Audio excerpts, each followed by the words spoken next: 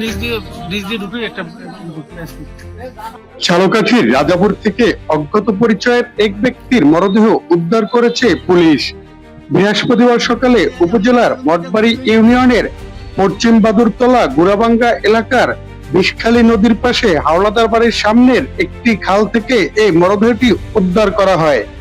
Police জানায়, স্থানীয়দের কাছ থেকে খবর পেয়ে বাদুরতলা গুড়াবাঙ্গা এলাকার বিষখালী নদীর পাশে হাওলাদার বাড়ির সামনের একটি খাল থেকে অজ্ঞাত পরিচয়ের এই ব্যক্তির মরদেহ উদ্ধার করা হয়েছে।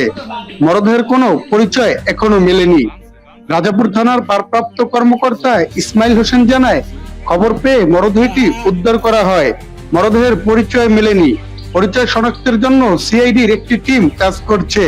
এ বিষয়ে পরবর্তী আইনগত ব্যবস্থা গ্রহণ করা হবে।